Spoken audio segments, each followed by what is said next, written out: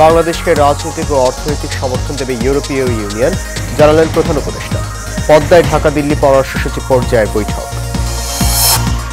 শেখ হাসিনার দাসে পরিণত হয়েছিল দুদক ও বিচার বিভাগ, বললেন আইন উপদেষ্টা। দুর্নীতিকে দেয়া হয়েছিল প্রাতিষ্ঠানিক রূপ এবং ভুয়া মামলাকারীদের ছাড় নয়, বললেন স্বরাষ্ট্র উপদেষ্টা। জুলাই আগস্ট ইস্যুতে চাঁদাবাজি করলে কঠোর ব্যবস্থা, হুঁশিয়ারি ডিএমপি কমিশনারের।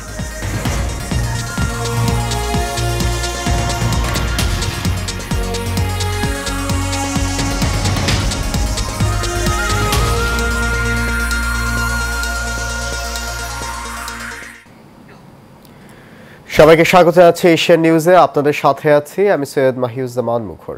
শুনছিলেন বিআরবি কেবল ইন্ডাস্ট্রিজ লিমিটেড সংবাদ শিরোনাম। যাচ্ছে পুরো খবরে। বাংলাদেশকে রাজনৈতিক ও অর্থনৈতিক সমর্থন দেবে ইউরোপীয় ইউনিয়ন। ২৭টি দেশের রাষ্ট্রদূতের সঙ্গে বৈঠক শেষে দুপুরে এই কথা জানালেন অন্তর্বর্তী সরকারের প্রধান উপদেষ্টা ডক্টর মোহাম্মদ ইউনূস।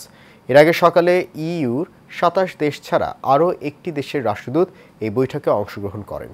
জলবায়ু পরিবর্তনজনিত চ্যালেঞ্জ মোকাবেলা ও রোহিঙ্গা ইস্যুকে প্রাধান্য দিয়ে এই বৈঠকে আলোচনা হয়। এছাড়া বাংলাদেশ ও যুক্তরাজ্যের সম্পর্ক নিয়ে খোলামেলা আলোচনা হয়েছে।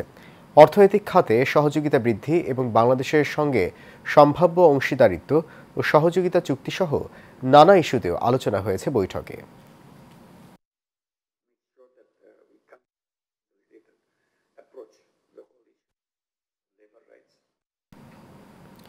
চলমান অস্থিরতার মাঝেই হলো ঢাকা দিল্লি পররাষ্ট্র সচিব পর্যায়ের বৈঠক। রাষ্ট্রীয় অতিথি ভবন পদ্মায় এই বৈঠক অনুষ্ঠিত হয়। বৈঠকে দিল্লিতে অবস্থানরত সাবেক প্রধানমন্ত্রী শেখ হাসিনাকে ফেরত চাওয়া, তার রাজনৈতিক বক্তব্য দেয়া বন্ধ করা, তিস্তার পানি বন্টন, সীমান্ত হত্যা বন্ধ ও ভিসা কার্যক্রম স্বাভাবিক করার বিষয়ে জোর দেয় ঢাকা।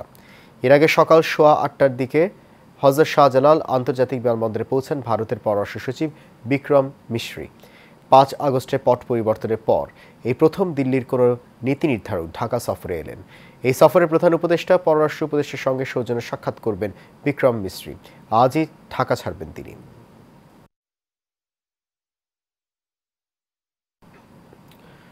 বাংলাদেশ নিয়ে ষড়যন্ত্র করলে ভারতের প্রধানমন্ত্রী তার দেশে দুর্ভিক্ষ ঠেকাতে পারবে না বলে মন্তব্য করেছেন বিএনপি স্থায়ী কমিটির সদস্য গয়েশ্বর চন্দ্র রায়। সকালে জাতীয় প্রেস ক্লাবে বিজয়ের ৫৩ বছর আমাদের অর্জন শীর্ষক আলোচনার সভায় কথা বলেন তিনি। গয়েশ্বর চন্দ্র রায় আরও বলেন, বাংলাদেশের ভিসা বন্ধ করে ভারত নিজেদেরই ক্ষতি করছে। ভারতের আগ্রাসনের বিরুদ্ধে সব রাজনৈতিক দল একত্রিত হয়েছে, কাজেই দুশ্চিন্তা করার কিছু নেই। বাংলাদেশের মানুষের চেতনা ভারত যদি বুঝতে না পারে তাহলে তাদের বিপদ তারাই ডেকে আনবে।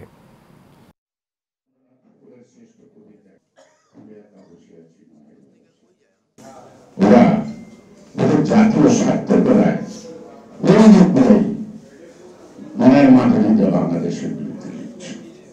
এই লেখার মধ্যে দিয়ে সাম্প্রদায়িকতার ব্যাপারে বাংলাদেশ এখনো একটা ভালো অবস্থা আছে। এটাকে অস্থিতিশীল করা পত্রিকায় লিখে তারা পারবে না। তবে আমাদের দেশের মানুষ আশা করে তার পাল্টা উত্তরটা সঠিক চিত্রটা আমাদের পত্রপত্রিকায় প্রতিদিন যতদিন তারা না থাকে। রাজনৈতিক চাপের মধ্যে থেকেও দুর্নীতির বিরুদ্ধে কাজ করা সম্ভব বলে মন্তব্য করেছেন আইন ও সংসদ বিষয়ক উপদেষ্টা অধ্যাপক ডক্টর আসিফ নজরুল। বিগত সরকারের সময় দুদক শেখ হাসিনার দাসে পরিণত হয়েছিল উল্লেখ করে উপদেষ্টা বলেন, মুক্তিযুদ্ধ এবং জুলাই বিপ্লবের চেতনায় দুর্নীতি দমনে সবাইকে অঙ্গীকারবদ্ধ হতে হবে। আন্তর্জাতিক দুর্নীতি বিরোধী দিবস উপলক্ষে আয়োজিত অনুষ্ঠানের প্রধান অতিথির বক্তব্যে তিনি এসব কথা বলেন। বিস্তারিত দেখুন শাফিউদ্দিন আহমেদের রিপোর্টে। আন্তর্জাতিক দুর্নীতি বিরোধী দিবস উপলক্ষে রাজধানীর ডিপ্লোমা ইঞ্জিনিয়ার্স ইনস্টিটিউশনে আয়োজিত সভায় আওয়ামী লীগ সরকারের আমলের দুর্নীতির ফিরিস্তি তুলে ধরে আইন ও সংসদ বিষয়ক উপদেষ্টা অধ্যাপক ডক্টর আসিফ নজরুল বলেন, রাজনৈতিক চাপের কারণে যারা দুর্নীতির বিরুদ্ধে কাজ করতে পারেননি তাদের জন্য নিজেকে প্রমাণ করার সময় এখন। শেখ হাসিনা এবং তার পরিবারের কাছে দুদক যেন দাসে পরিণত হয়েছিল। তখন এমপি মন্ত্রীরা হাজার কোটি টাকার দুর্নীতি করলেও কোনো বিচার হতো না। একই সাথে ভবিষ্যতে যে কোনো রাজনৈতিক সরকার ক্ষমতায় আসলেও তাদের চাপ মোকাবেলা করে সততার সাথে কাজ করার তাগিদ দেন উপদেষ্টা। এই সরকার থাকবে না, একসময় পলিটিক্যাল সরকার থাকবে। পলিটিক্যাল চাপ থাকলে যতটা পারা যায় সেটাকে এড়ানোর চেষ্টা করি। পলিটিক্যাল চাপ থাকা সত্ত্বেও অনেক ভালো কাজ করা সম্ভব। যেখানে পলিটিক্যাল চাপ থাকবে না সেখানে তদন্ত ভালো কাজ করা সম্ভব হয়। সেই সমস্ত জায়গায় যেন একটা অন্যায় না করি, এই প্রত্যয় আমাদের থাকুক। তাহলেই আমাদের এই জুলাই যে গণ অভ্যুত্থান আছে, তাহলেই যে আমাদের ৭১-এর মুক্তিযুদ্ধ আছে, সেটার প্রতি সত্যিকারের শ্রদ্ধা জানানো হবে। সমাজ থেকে দুর্নীতির বিরুদ্ধে কথা বলার সংস্কৃতি উঠে গেছে উল্লেখ করে ডক্টর আসিফ নজরুল বলেন, মুক্তিযুদ্ধ এবং জুলাই বিপ্লবের চেতনা ধারণ করে দুর্নীতি রুখে দিতে হবে। আমাদের তো সবাইকে মরতে হবে, এর চেয়ে বড় সত্য তো দুনিয়াতে নাই। যদি সত্যি ধার্মিক হন, যদি সত্যি বিবেকবান হন, যদি সত্যি পরকালে বিশ্বাস করেন, যেই ধর্মের হন না কেন, একমাত্র এই কারণেই আপনাকে সৎ থাকতে হবে, অন্য কোনো কিছু দরকার নেই। কিসের বিচার হবে, কি দুদক, কি বিচার বিভাগ, কিছু না। এই টিচিং গুলা আপনাদের সন্তানদেরকে দেন, আপনার কমিউনিটিকে দেন। আমি তো আমার মসজিদে ইমামকে বলতাম যে ভাই আপনি কখনো বলেন না কেন যে আপনারা যারা অসৎভাবে টাকা উপার্জন করলে আপনার নামাজি কবুল হয় না?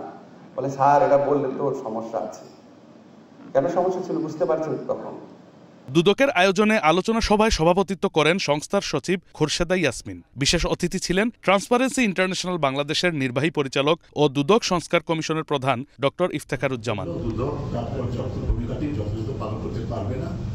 যতদিন পর্যন্ত আমাদের আমলাতন্ত্র এবং আমাদের রাজনৈতিক সংস্কৃতিতে ইতিবাচক পরিবর্তন না হয়েছে। এর আগে সকালে দিবসটি উপলক্ষে সেগুনবাগিচায় প্রধান কার্যালয়ের সামনে দুর্নীতির বিরুদ্ধে তারুণ্যের একতা, গড়বে আগামীর সভ্যতা এই প্রতিপাদ্যে মানববন্ধন, র্যালি সহ বিভিন্ন আয়োজন করে দুর্নীতি দমন কমিশন।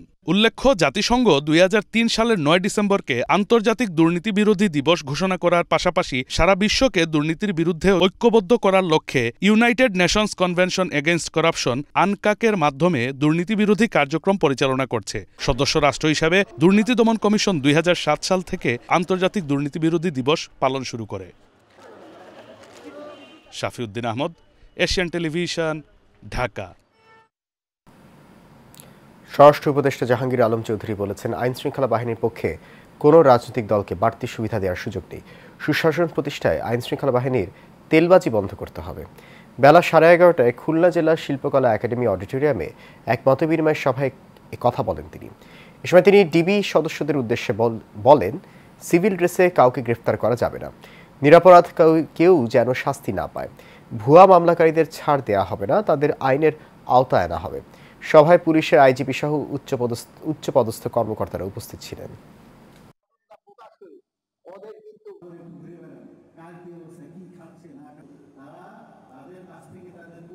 15 বছরে কিন্তু তারা বহু সুবিধা নিয়ে নিচ্ছে আমাদের। এরা এত সুবিধা নিচ্ছে যে এখন তারা সুবিধা পাচ্ছে না দেখে কিন্তু তারা বিভিন্ন ধরনের প্রচারণা করছে। এরা কিন্তু আমাদের সবকিছু লুট করে নিয়ে গেছে। দেখেন এই লুট করে নিয়ে কিন্তু কিছু যারা ওই পারে চলে গেছে এরা কিন্তু আরামায়েশে আছে, খুব আরামায়েশে আছে। আর ওখান থেকে ইনস্ট্রাকশন পাস করলে আবার আমাদের এলাকায় কিছু রয়ে গেছে, তারা কিন্তু লাফাচ্ছে। কিন্তু এই লাফানো আর কিন্তু খুব বেশি দিন বরদাস্ত করা হবে। তাদের আইনের আওতায় আনতে হবে এবং তাদেরও আমরা বলে দিচ্ছি যে তারাও যেন বেশি বাড়াবাড়ি আমাদের জন্য না করে। জুলাই আগস্টের ঘটনাকে কেন্দ্র করে রাজধানী সহ সারা দেশে মিথ্যা মামলা দিয়ে নিরপরাধ মানুষকে হয়রানির ঘটনা বেড়েছে। তবে তদন্ত না করে কাউকে গ্রেফতার করা হবে না বলে জানিয়েছেন DMP commissioner Sheikh Mohammad Sajjad Ali. Police বা রাজনৈতিক ব্যক্তিবর্গ যারাই জুলাই আগস্ট ইস্যুর মামলায় চাঁদাবাজি করছেন তাদের বিরুদ্ধে কঠোর ব্যবস্থা নেওয়ার হুঁশিয়ারিও দেন তিনি। নিয়োগ পাওয়ার পর আজ প্রথমবার গণমাধ্যম কর্মীদের সাথে মতবিনিময়কালে তিনি এসব কথা বলেন। বিস্তারিত দেখুন সাইফুল ইসলাম নয়নের রিপোর্টে। ঢাকা মেট্রোপলিটন পুলিশের কমিশনার হিসাবে নিয়োগ পাওয়ার পর সোমবার প্রথমবারের মতো সাংবাদিকদের সাথে মতবিনিময় করেন ডিএমপি কমিশনার শেখ মোহাম্মদ সাজ্জাদ আলী। এ সময় নগরবাসীর নিরাপত্তা সহ পুলিশের কাজে সকলের সহযোগিতা কামনা করেন তিনি। এই সকল বিষয়াদির ভিতরে আমাদের একটা ম্যানেজমেন্ট গড়ে তুলতে হবে। নগরবাসীর প্রতি কাউকে চাঁদা না দেওয়ার আহ্বান জানান তিনি। বলেন, নগরবাসীর সহযোগিতা ছাড়া পুলিশ কিছুই করতে পারবেন না। জুলাই আগস্টের অভ্যুত্থানের সময়ের ঘটনাকে কেন্দ্র করে এই মামলা অধিকাংশ হয়েছে কোর্টের নির্দেশে এবং কোর্ট থেকে সরাসরি নির্দেশ আছে মামলা রুজু করেন এবং এখানে আসামির সংখ্যা ছিল 200+। সো এখন দেখা যাচ্ছে যে এই লোকগুলা এই ঘটনায় জড়িত ছিল না, তাদের ভিতরে হয়তো গুটি কয়েক লোক ইনভেস্টিগেশন ছাড়া সঠিকভাবে বলাও যাবে না, গুটি কয়েক লোক জড়িত ছিল। বাস্তবে যেটা ঘটছে সেটা হলো যে ওই মামলার বাদী এই সকল আসামির কাছে যে টাকা চাচ্ছে, এই আসামিকেও ভয়ের কোনো কারণ নেই, তাদেরকে আমি অ্যারেস্ট করব না। ট্রাফিক ব্যবস্থা নিয়ে কাজ করছে ডিএমপি, যার সুফল ইতিমধ্যে নগরবাসী পাচ্ছে বলেও দাবি করেন ডিএমপি কমিশনার। যে হারে আগে ট্রাফিক আইন লঙ্ঘনের জন্য মামলা করা হতো, এখন সেই মামলা দ্বিগুণ গতিতে করা হচ্ছে। এটার অর্থ এই নয় যে আমি একজন tax collector or VAT collector, মামলা করে আমি রেভিনিউ কালেকশন করতেছি, সেটা আমার উদ্দেশ্য নয়। আমার উদ্দেশ্য ট্রাফিক ব্যবস্থাপনাকে একটা শৃঙ্খলার মধ্যে নিয়ে আসা। নাগরিকদের সমস্যা ও অভিযোগ শুনতে ডিএমপি সদর দপ্তরে একটি অভিযোগ সেল খোলা হবে। পাশাপাশি দ্রুতই ওপেন ডে আয়োজন করে নগরবাসীর সমস্যা ও পুলিশের সেবার পরামর্শ নেওয়া হবে বলেও জানান নগর পুলিশ প্রধান। কেস বাণিজ্যের সাথে আমার একজন অফিসার জড়িত, কালকে সন্ধ্যায় ব্যবস্থা নিয়েছে, খবর নেন। সাইফুল ইসলাম নয়ন, এশিয়ান টেলিভিশন, ঢাকা। মানিকগঞ্জের দৌলতপুর উপজেলার চরকাটারি ইউনিয়নে 795 জন লোকের অবৈধ পন্থায় জন্ম নিবন্ধন করার অভিযোগ উঠেছে। প্রতিটি অবৈধ জন্ম সনদের বিপরীতে রয়েছে লেনদেনের অভিযোগও। বিষয়টি তদন্তে ইতিমধ্যে মাঠে নেমেছে প্রশাসন। মানিকগঞ্জ থেকে অভি হাসানের পাঠানো তথ্য ছবিতে প্রতিবেদন জানাচ্ছেন নূর মোহাম্মদ ভুইয়া। মানিকগঞ্জ শহর থেকে 37 কিলোমিটার দূরে যমুনার পাড়ে দৌলতপুরে চরকাটারি ইউনিয়ন পরিষদ। নদী গর্ভে বিলীন হওয়ার পর চেয়ারম্যান বাড়ির এই টিনের ঘরে চলছে পরিষদের কার্যক্রম। মানিকগঞ্জ, টাঙ্গাইল ও সিরাজগঞ্জ জেলার সীমান্তবর্তী এই এলাকা টার্গেট করেছিল ভুয়া জন্ম নিবন্ধনকারী চক্রটি। গেল 10 মাসে 795টি ভুয়া জন্ম নিবন্ধন হয়েছে এই ইউনিয়নে, যারা সবাই অন্য জেলার বাসিন্দা। জয়েন করার পর এখানে যে আমাদের দুইটা আইডি থাকে, একটা হচ্ছে চেয়ারম্যানের আইডি, একটা হচ্ছে আমাদের ইউনিয়ন প্রশাসনিক কর্মকর্তার আইডি। তো আমার আইডিটা চেঞ্জ হয়েছে 28 তারিখে। 28 তারিখের পরে আমি দেখতে পারলাম যে এখানে মানে কয়েকটা অন্য জায়গার নিবন্ধন হয়েছে। তো পরবর্তীতে সেটা আমি আমার আগের যে কলিগ ছিল আলমগীর সাহেব, ওনাকে আমি বললাম, পরে উনি এই তথ্যগুলো উদ্ঘাটন করছে। ধারণা করা হচ্ছে ভুয়া জন্ম নিবন্ধনকারী ব্যক্তিরা রোহিঙ্গা অথবা বিভিন্ন অপরাধের সাথে সংশ্লিষ্ট হতে পারে। মোটা অঙ্কের টাকার বিনিময়ে জনপ্রতিনিধি ও সরকারি কর্মকর্তাদের যোগসাজশে এসব ভুয়া জন্ম সনদ দেওয়া হয়েছে বলে অভিযোগ উঠেছে।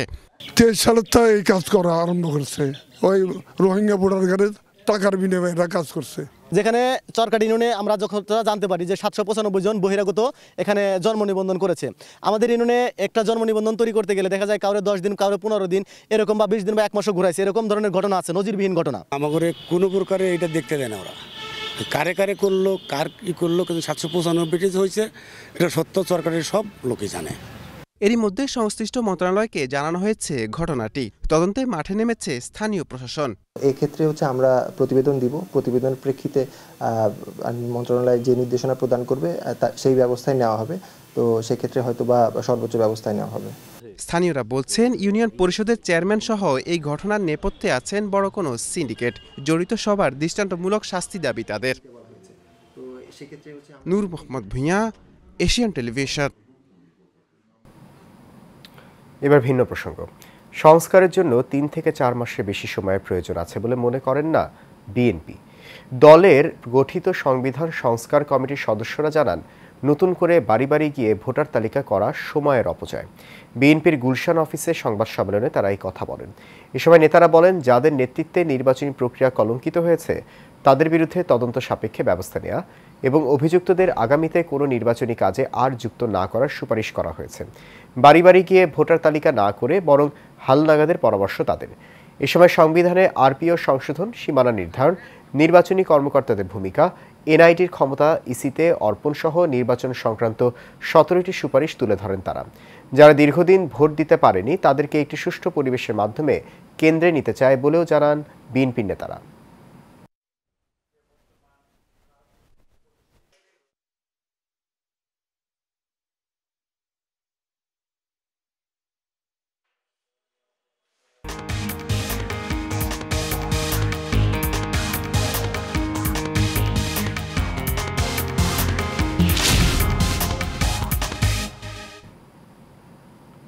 এবার আন্তর্জাতিক প্রসঙ্গ। ক্ষমতা হাতছাড়া হওয়ার পর পালিয়ে রাশিয়ায় আশ্রয় নিয়েছেন সিরিয়ার শাসক বাশার আল আসাদ। পরিবারসহ তিনি মস্কোতে পৌঁছেছেন বলে রাশিয়ার রাষ্ট্রীয় সংস্থা ক্রেমলিনের বরাত দিয়ে আন্তর্জাতিক গণমাধ্যম জানিয়েছে। রোববার সিরিয়ার রাজধানী দামেস্কের নিয়ন্ত্রণ ক্ষমতাসীনদের হাতছাড়া হয়ে গেলে দেশটির 61 বছরের শাসন আমলের লজ্জাজনক ইতি হয়। আরব সোশ্যালিস্ট বাথ পার্টি 1963 সালে অভ্যুত্থানের মাধ্যমে সিরিয়ার রাষ্ট্রীয় ক্ষমতায় আসে। পরে 1970 সালে হাফেজ আল আসাদ অভ্যন্তরীণ দলীয় অভ্যুত্থানের মাধ্যমে ক্ষমতা দখল করেন। এর 1 বছর পর প্রেসিডেন্ট হন হাফেজ আল আসাদ। পরবর্তীতে 2000 সালে হাফেজ আল আসাদের মৃত্যু হলে তার ছেলে বাশার আল আসাদ বাথ শাসনের দায়িত্ব নেন।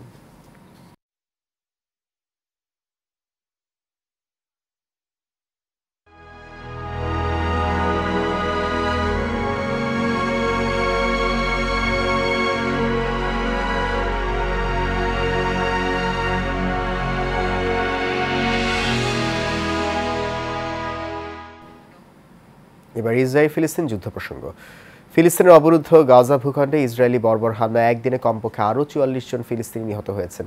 এদিকে উপত্যকাটিতে নিহত মোট সংখ্যা 44,700 ছাড়িয়ে গেছে। এছাড়া গত বছর অক্টোবর থেকে চলা এই হামলায় আহত হয়েছেন আরও লক্ষাধিক ফিলিস্তিনি।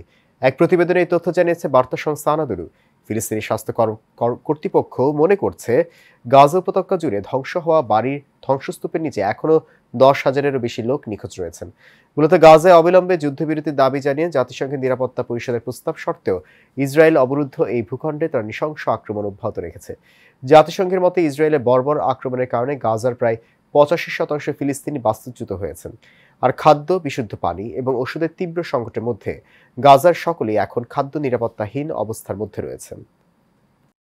20 people died, among them 4 children and in central Gaza. Mona shouted, they just want to kill it. জাত সয়াবিন তেল ও খোলা তেলের দাম প্রতি লিটারে 8 টাকা বাড়ানো হয়েছে। ভোজ্য তেলের বাজারে কয়েকদিন ধরে চলা অস্থির অবস্থার মধ্যে সরকার দাম বাড়ানোর ঘোষণা দিয়েছে। সোমবার ভোজ্য তেলের দাম নির্ধারণ নিয়ে ব্যবসায়ীদের সঙ্গে বৈঠক শেষে সচিবালয়ে তথ্য জানান বাণিজ্য উপদেষ্টা শেখ বশির উদ্দিন। এখন প্রতি লিটার বোতলজাত সয়াবিন তেলের দাম হবে 175 টাকা এবং খোলা সয়াবিন বিক্রি হবে 157 টাকায়। আগে বোতলজাত সয়াবিন তেলের দাম ছিল 167 টাকা ও খোলা তেল ছিল 149 টাকা।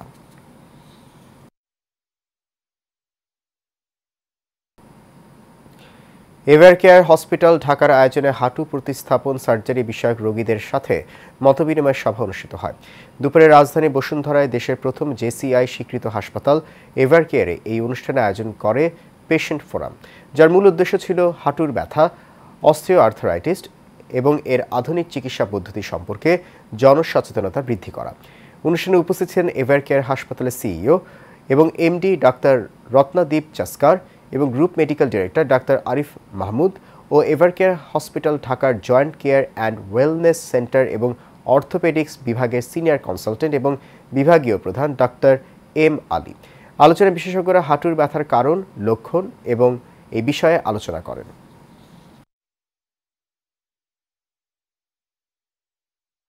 শেষ করবো এশিয়া নিউজ। তার আগে বিআরবি কেবল ইন্ডাস্ট্রিজ লিমিটেড সংবাদ শিরোনামগুলো জানিয়ে দিচ্ছে আরও একবার।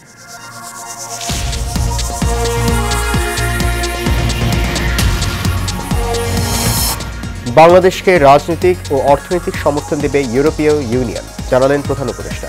পদ্মায় ঢাকা দিল্লি পররাষ্ট্র সচিব পর্যায়ের বৈঠক। শেখ হাসিনার দাসে পরিণত হয়েছিল দুদক ও বিচার বিভাগ, বললেন আইন উপদেষ্টা। দুর্নীতিকে দেয়া হয়েছিল প্রাতিষ্ঠানিক রূপ। এবং ভুয়া মামলাকারীদের ছাড় নয়, বললেন স্বরাষ্ট্র উপদেষ্টা। জুলাই আগস্ট ইস্যুতে চাঁদাবাজি করলে কঠোর ব্যবস্থা, হুঁশিয়ারি ডিএমপি কমিশনারের। এশিয়া নিউজ এ পর্যন্ত। আমাদের পরবর্তী সংবাদ দেখার আমন্ত্রণ রইল। এতক্ষণ সঙ্গে থাকার জন্য অনেক ধন্যবাদ সবাই।